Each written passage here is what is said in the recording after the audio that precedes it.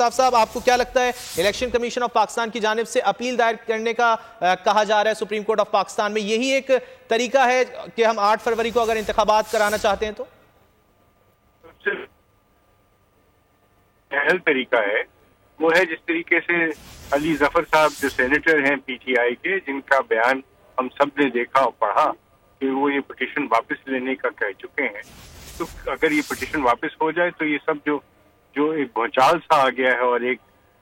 سب جگہ ہم یہی بات کر رہے ہیں وہ ختم ہو جائے گی. اور میچورٹی کا تقاضا بھی یہ ہے کہ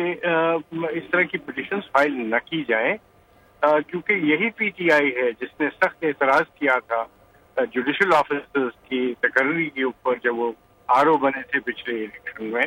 اور اب کس منہ سے وہ کہہ سکتے ہیں کہ جی ہمیں بیوروکریسی سے آر او یا ڈی آر او نہیں لینے، ہم نے جوڈیشری سے لینے ہیں. جوڈیشری بالکل ان چیزوں میں میرا نہیں خیال وہ اس میں آنا چاہے گی، کیونکہ پہلے ہی بہت بدنامیاں پی ٹی آئی کے ہاتھوں ان کو مل چکی ہیں. تو یہ سب سے جو سہل بات ہوگی وہ یہ ہے کہ میچورٹی کا مظاہرہ کریں اور اس پٹیشن کو واپس لیں. ٹھیک ہے اشتر اوصاف صاحب، اگر یہ پٹیشن واپس نہیں لی جاتی، گو کہ کہا تو جا رہا ہے لیکن اگر واپس نہیں لی جاتی تو الیکشن کمیشن جو اپیل دائر کرنے جا رہا ہے اس کے اوپر جو ہے وہ سپریم کورٹ جو ہے وہ لاہور ہائی کورٹ کا حکم جو ہے وہ اس کو معطل کرے گی، تبھی ہم 8 فروری کو انتخابات کرا سکتے ہیں؟ جی ہاں، جب تک کہ D R Os R Os کی تعیناتی نہیں ہوتی، ان کی ٹریننگ نہیں ہوتی، ان کو موک ایکسرسائز نہیں کرائی جا سکتی تو پھر کیسے ہوگا. اور ایک ٹائم فریم ہے جس کے اندر سب کچھ کرنا ہوتا ہے. آنے والے دن ایک ایک دن بہت ہی زیادہ ضروری ہے،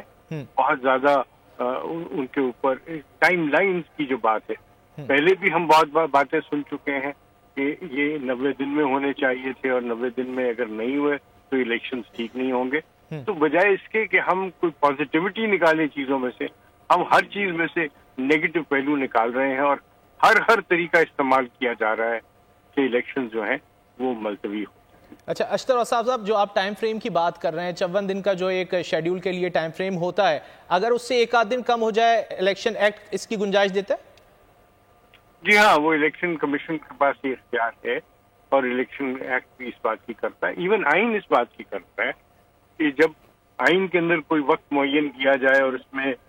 کمی بیشی ہو جائے تو اس سے وہ چیزیں کالعدم نہیں ہوتی. تو اسی طرح الیکشن کمیشن کے پاس بھی اختیار ہے کہ کوئی تاریخ اگر دے تو اس میں وہ رد و بدل کر سکتے ہیں. ٹھیک ہے، ماہر قانون اشتر اوصاف صاحب بول نیوز سے خصوصی گفتگو کر رہے تھے.